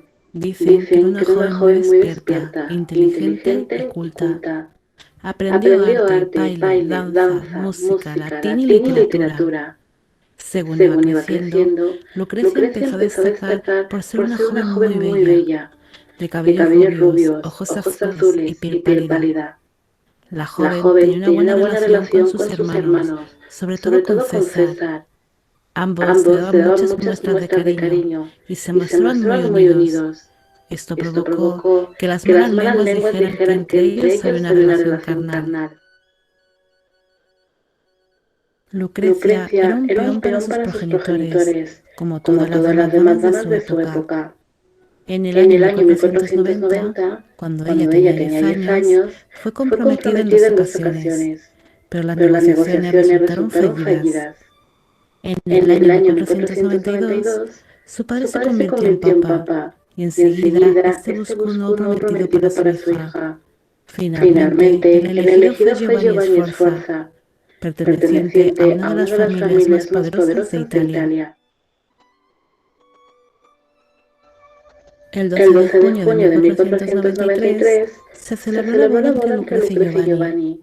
Ella tenía 13 años y él 26. Según iban pasando los años tras el enlace, 4 para ser exactos, el Papa Borgia fue teniendo más y más poder, por lo que ya no vio necesario que su hija siguiera unida a la familia Sforza. El Papa convenció al cardenal Ascanio Sforza para que hablara con su sobrino, Giovanni, y que éste repudiara a Lucrecia, pero su yerno se negó, no quería abandonar a su esposa. La familia Sforza hizo muchísima presión para que Giovanni obedeciera al Papa. El matrimonio no había sido consumado y el Papa estaba dispuesto a dar una grandísima suma de dinero porque su yerno aceptara la anulación. Giovanni aceptó por la presión a la que estaba sometido, no sin antes difundir toda clase de rumores sobre los Borgia, como por ejemplo que Lucrecia mantenía relaciones carnales con su propio padre y sus hermanos. Mientras se llevaba a cabo la anulación matrimonial, Lucrecia fue recluida en un convento. No tenía acceso al exterior, por lo que solo se comunicaba con su padre por carta. Pronto se le empezó a buscar un candidato para convertirse en su segundo marido, pero Lucrecia vivía en secreto y un misterioso romance entre las paredes del convento, del cual quedó embarazada. Lucrecia dio a luz a un niño que se llamó Giovanni, apodado por los historiadores como el infante romano. El Papa Borgia, para salvaguardar la reputación de su hija, emitió 2 bulas. En una reconocía que el niño era hijo de César Borgia y de una mujer desconocida. Después hizo otra, donde reconocía que ese niño era hijo suyo y de una mujer desconocida. En estas bulas no se menciona para nada Lucrecia, pero apareció un Hasta acá, estimados estudiantes, podemos ver también, digamos, el lado oscuro de la Iglesia Católica, ¿no? En este caso, de los papas, ¿no? Ya, ahí, si por un lado tratan de pregonar y consolidar, por decir, todo lo que esté relacionado, digamos, a la doctrina cristiana, pero a través del temor, del miedo que se impuso en aquellas épocas, ¿no? Ya habíamos visto, por decir básicamente, uno, que prohibieron la libertad del pensamiento. Si digo libertad del pensamiento, es prácticamente cuestionar, ¿no? Si tú cuestionabas en aquellas épocas a la iglesia, eras considerado, por decir qué cosa, un hereje, un hechicero, un ateo, qué sé yo, ¿no? Y finalmente tal vez eras excomulgado, ¿no? Y si eras excomulgado de la iglesia, pues prácticamente ya eras como una condena, por decir así. Ahorita ustedes han escuchado el tema de la muerte civil, es básicamente así, casi algo así, ¿no? Ser excomulgado por la iglesia, uy, básicamente que prácticamente has perdido el favor de Dios, ¿no? Ahí. Pero usted lo vieron, no lo encontré el fragmento de la película de Martín Lutero, en donde básicamente él, pues, ¿no? Como, digamos, contradice a la Iglesia Católica porque no estaba haciendo lo que Dios había dicho en la evangelización, ¿no? Ahora también mostré lo que es de Alejandro VI, ¿no? Y su hija Lucrecia Borgia, ¿no? En una parte de si ustedes ven la película completa, ahí van a poder entender, ¿no? Cómo, por decir así, Lucrecia Borgia se acostaba con el Papa, que era su padre, se acostaba con su hermano César, ¿no? Que también era un cardenal, se dan cuenta, ahí, todo esto también son los lados oscuros de la Papa y de la Iglesia, y que muchas veces la Iglesia también ha reconocido que sí, efectivamente, el Papa Juan Pablo II, en el año 1979, reconoció que sí y pidió perdón a la humanidad por todas las atrocidades de la Santa Inquisición, ¿no? Voy a buscar un ratito las 10.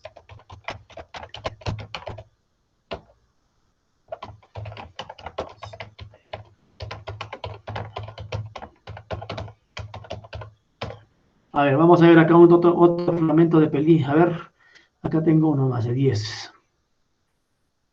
Veamos, voy a compartir la pantalla. A ver, este es el último video y con esto terminamos, ¿ya? La clase del día de hoy.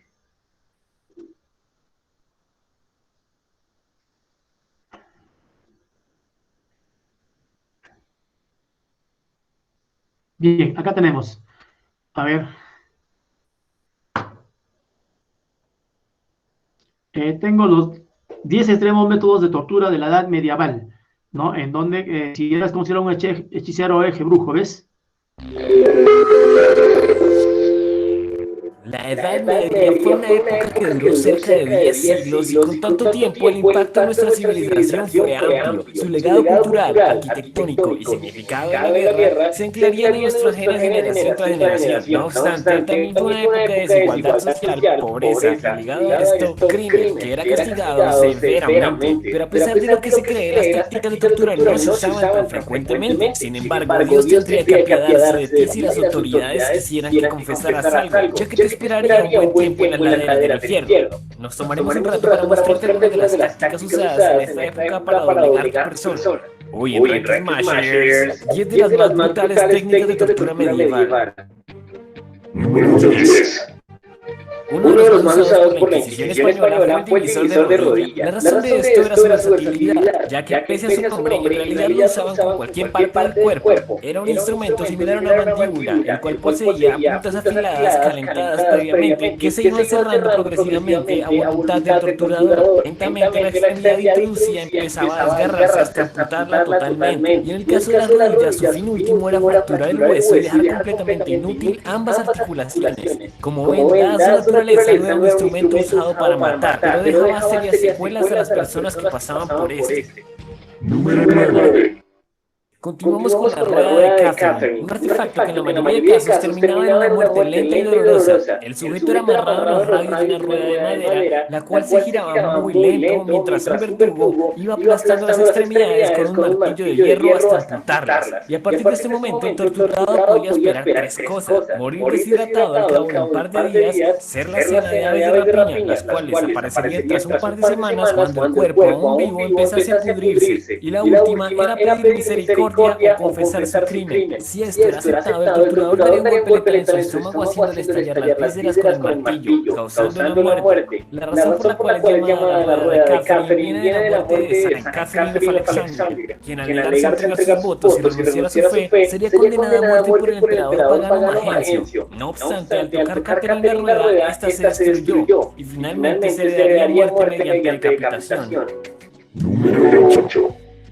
El destripador de senos era usado como un horrible castigo para los crímenes de mujeres como infidelidades o abortos. Su mecanismo de acción causaba inicialmente dolor, llegando a la mutilación completa de la mama y en algunos casos muerte por pérdida de sangre. La mujer era expuesta con sus senos descubiertos ante la multitud mientras los dientes entraban en esta cortando todo a su paso hasta cerrarse. Y en este punto eran jalados, lo que ocasionaba la abolición completa del tejido. Si la víctima no moría, tendría que vivir con sus crímenes reflejados en su cuerpo mutilado. Otra variante consistía en colgar los senos de la mujer en unos ganchos aferrados a una pared. Entonces era jalada hacia el piso para finalmente mutilarla.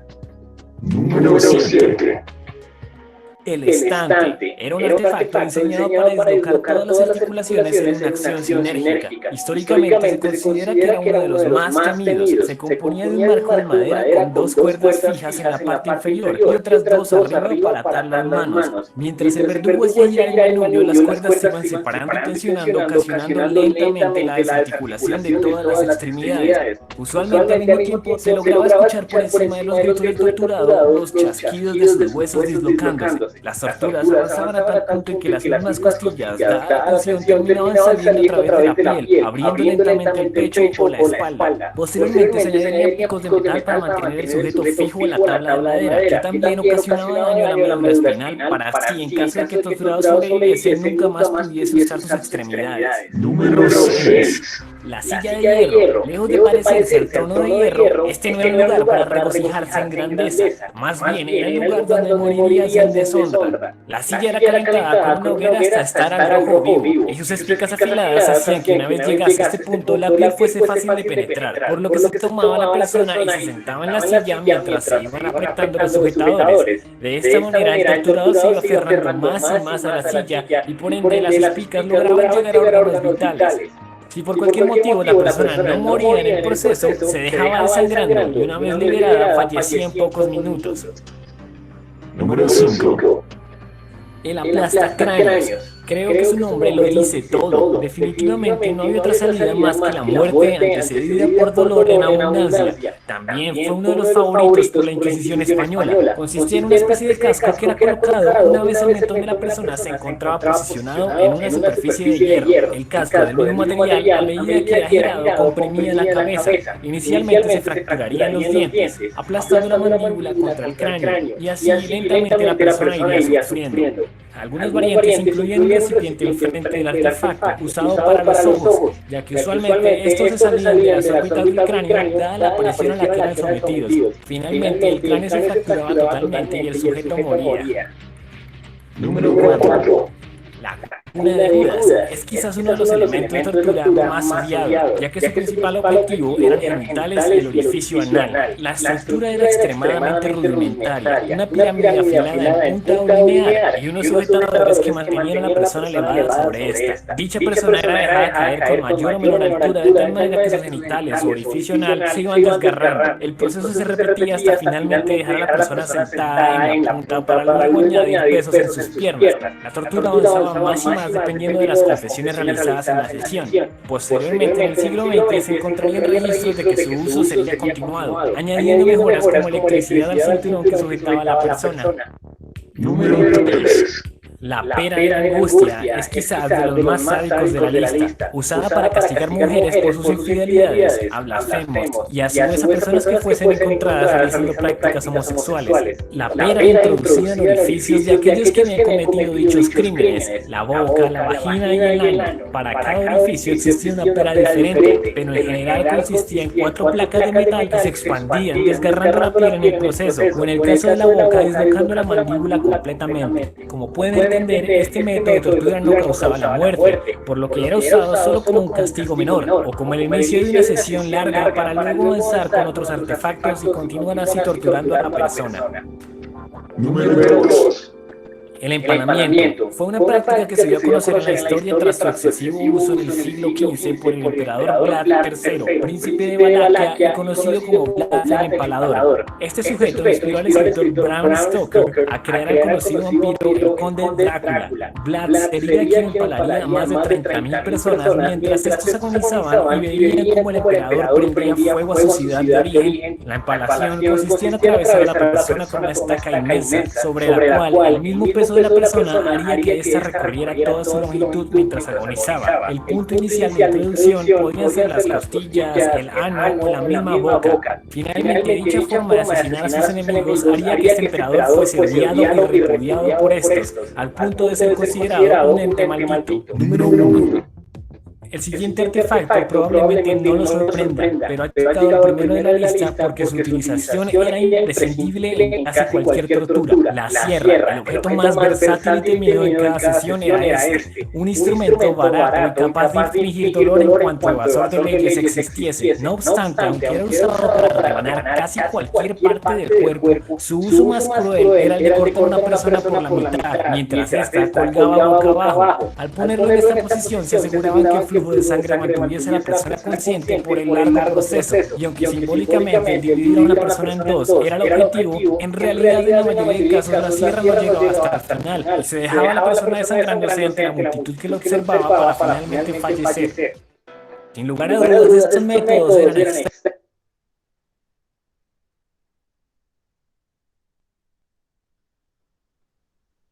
bien hemos podido observar nosotros, digamos, la forma como en la Edad Media, pues era totalmente, digamos, cruel, la forma de cómo catequizar o cómo, digamos, imponer la fe cristiana, en pocas palabras, ¿no? Ahí. Pero también me hubiera gustado seguir hablando, también no hay que ver que también sí hubo hombres de ciencia, ¿no? Ya usted, según la exposición, su compañero habló sobre, por ejemplo, Diosdado Bruno, ¿no? Que también sobre digamos, cuando hacen sus estudios de los cuerpos celestes, ¿no? Por decir así, ¿no? Hubo de alguna manera avance también. Tenemos también, por ejemplo, a Galileo Galilei, pero antes de Galileo Galilei fue este personaje, recuerdo ahorita su nombre, me estoy olvidando las cosas últimamente, Nicolás Copérnico, ¿no? Nicolás Copérnico, que también da la teoría, por decir así, heliocéntrica, ¿no? Y que más adelante, pasados 100 años, porque no lo dio, porque temor a entrar a la Santa Inquisición. pero después de ahí entró este señor que creó su telescopio, Galileo Galilei, ¿no? Y que básicamente ahí sí, Galileo Galilei se retractó y fue condenado, por decir así, a vivir en un arresto domiciliario. Hemos podido observar entonces el otro lado oscuro, por decir así, de la iglesia en aquellos tiempos, ¿no? Ahora, si efectivamente existe Dios, creo que Dios no permitiría todas las atrocidades que hizo la iglesia en el nombre de Dios, ¿no? ¿Se dan cuenta? En el nombre de Dios. Estos motivos porque surge pues la reforma de Martín Lutero ¿no? Y la contrarreforma que de la iglesia contraataca, por decir, contra estas ideas, ¿no? Ahí, todas estas acciones vamos a ver que son los inicios para entrar al tema del renacimiento, ¿no? Y al liberalismo, ¿no? El renacimiento es básicamente también otro movimiento, por decir así, cultural, literario. Yo también puedo manifestar que es un, digamos, movimiento económico, político, que va a sentar todas las bases, va a modificar todo el cimiento de la Iglesia Católica, ¿no? Bien, estimados estudiantes, voy a pasar a retirarme, les agradezco por haber escuchado. Estamos en contacto. Pedro Edgar Ortiz, sí, que dice, sí. ¿Qué les pareció este tema de, digamos, el tema de la Santa Inquisición, de estos temas jóvenes? A ver, ¿le escucho a alguien? Que miedo, Edgar Ortiz. A ver, Ramos, Wilfredo Midman Lucas, ¿qué tal le pareció la clase joven? Wilfredo Midman Lucas. Licenciado, sí. Sí, licenciado, buenos días. Licenciado, el video sí estaba bien, o sea, a veces nos enseña cómo antes eran cómo eran a los que desobedecían órdenes y les llevaba a la Santa Inquisición, donde en ahí hacían varios, o sea, como hemos visto en el video, o sea, de diferentes maneras le castigaban, licenciado. Sí, efectivamente, ¿no? A través del mío. Había una vez cuando estaba en la universidad, no voy a tocar el nombre del sacerdote, la Facultad de Ciencias Sociales realizó, por decir, una exposición, ya básicamente fue una videoconferencia sobre el tema del materialismo y del idealismo, ¿no? Entonces, habían invitado como ponentes a un sacerdote, habían invitado también a otros, digamos, ¿cómo le llaman estos señores? Predicadores, creo son, ¿no? O también padres, pero digamos, de testigos de Jehová, evangélicos, todos, ¿no? Y también por el lado, por decir así, del materialismo, estaban algunos colegas de acá de Huancavelica conocidísimos, ¿no? Ahí. Entonces, cada uno dio sus puntos de vista, todo, hasta que el padre, en este caso de la Iglesia Católica, no voy a dar su nombre también, salió todo él, ¿no? Y lo miró a los chicos que hablaron, digamos, de tinte materialista, ¿no? Y a uno de ellos le manifestó, por decir así, voy a dar un nombre X, ya, por decir, hola Antonio, le dice, ¿no? Hola Antonio, le dice, ¿qué te ha pasado, hijo? Le dice, ¿qué te han enseñado en las universidades? ¿Qué has aprendido? Tú has sido seminarista y has cambiado bastante. Y el chico se avergonzó. Ya no voy a tocar el nombre del docente. Entonces, Antonio se avergonzó, ¿no? Y ahí, entonces el padre sale muy seguro de sí, saca de su sotana un agua de mesa y mira a todo el público. Y manifiesta, ¿no? ¿Qué les están enseñando en las universidades? Eso es completamente falso. En el momento, digamos, de que nos aplicó el marxismo, se persiguió a todas las personas que no creían, los mataron, los encarcelaron, cometieron atrocidades, ¿no? Y así siguió explicando, nosotros hemos sido creados a la imagen y semejanza de Dios. Entonces, estimados estudiantes, ¿no? Y bueno, terminó el padre. Una persona habla, ¿no? Del público, dice, padre, la verdad, yo no soy materialista ni idealista. Yo soy una persona práctica, dice, o prácticamente el utilitarismo, ¿no? Práctica. Muy bien, yo hago lo que tengo que hacer, práctica. Si algo que no me va, no lo hago. Entonces, yo me paré y le dije, no, bueno, felicité a los miembros, digamos, que organizaron el evento, ¿no? Porque en este tipo de eventos en donde, digamos, uno aprende más, dije, ¿no? Luego de ahí, a la persona que me antecedió, me van a ustedes disculpar y también disculpen ustedes por lo que voy a advertir, ¿no? El ser humano tiene que ser bien blanco o negro. No puede ser tinte medio, le digo, ¿no? Porque si no, estaríamos cayendo como una prostituta que se vende el mejor postor, ¿no? Y todo el mundo me quedó viendo. Ahora, padre, le digo, Usted habla que en la época, digamos, del materialismo, ¿no? Cuando se aplicó el comunismo, se persiguió a todas las personas. Efectivamente, le digo, pero ¿qué hay, por ejemplo, cuando también el cristianismo fue perseguido inicialmente en su formación, ¿no? Fue perseguido inicialmente, ¿no? Por en este caso, por los romanos, por los iglesias ortodoxa, ¿no? Se cuenta, todos los creyentes del cristianismo fueron perseguidos, fueron asesinados, tuvieron muertes rotundas, ¿no? Efectivamente, le digo. Y también otra cosa, cuando la iglesia se consolida, ya vamos a ver en la edad medieval, también la iglesia aplicó estos mismos mecanismos que ellos que aplicaron en tanto en el, digamos, en el materialismo, en el comunismo, o tanto que aplicaron, por decir así, también en el cristianismo, ¿no? La iglesia también hizo lo mismo, hizo lo propio. ¿Por qué? Persiguió, asesinó, ¿y en dónde? En la Tribunal de la Santa Inquisición, a todos los que no eran creyentes, padre. Y el padre, pucha, que me mandó al diablo. ¿Qué estás hablando, terrorista de miércoles? Y se fue. ¿Se dan cuenta? Entonces ahí hay cosas que la humanidad y que no nos cuentan, ¿no? Que no nos cuentan, no nos hacen ver. La otro lado de la Iglesia Católica. En este caso, yo no estoy en contra de Dios, ya, sino en contra de la Iglesia Católica de aquella época, ¿no? Que se excedió, ¿no? Se excedió. Y es por eso que el Papa Juan Pablo II, que en paz descanse, en el año 79, pidió un perdón a toda la humanidad, ¿no? Ya por las atrocidades y los excesos que la Iglesia Católica se llevó a cabo, ¿no? Bien, estimados estudiantes, ha sido un gusto tenerlos una vez más. Me voy a despedir, me están esperando en Ambiental A. Bien, les agradezco. A ver, voy a pasar rápidamente la asistencia acá nomás. A ver, déjenme ver. Ya, acá estoy viendo. Abelardo Arturo Sotacuro, Alex Reyes Ramírez, Anthony José Ñaui Gaspar, Augusto Moisés Loaiza, Betsy Santiago Yauricaza, Cristian Pauca Ramos, Christopher Marvin Pulido, Daniel Quiroz Laime, Dani Kevin Ramos Laura, Edgar Ortiz, Edward Brian Riveros, Eliseo Silvestre de la Cruz, Gedeón Leonel Taipe Núñez, John Paul Poma Yaranga, John Smith Paitán Giraldes, Jordi Michael Ramos, Joel Romero Ramos, Joseph Solín Mancini, Max Steven Sánchez Aguirre, Miguel Ángel Soto López, Renzo Marino Poma, Ronaldo Ramos Ataucusi, Roy Quinto Capani, Sebastián Imanol Menacho, Wilfredo Mitma Lucas, Wilfredo Rojas Quinto y Jobs Suaznávar Palomino son las personas que están presentes el día de hoy. Bien, estimados estudiantes, entonces me despido y los espero el próximo lunes. Esta semana no creo que pueda hacer un resumen de las exposiciones. Me estaría faltando hacer un resumen en este caso del Renacimiento, de la Ilustración y de la filosofía moderna. Ya prácticamente estamos hablando de algunas doctrinas filosóficas, ¿no? Como tenemos el liberalismo, tenemos lo que es allá el empirismo, el racionalismo, todas esas cosas, ¿no? Si no puedo hacer una clase en vivo, voy a hacer un video, me voy a grabar y lo voy a soltar en nuestra plataforma o en mi canal de YouTube. Para las personas que no han podido asistir el día sábado a las clases, ya está colgado el video.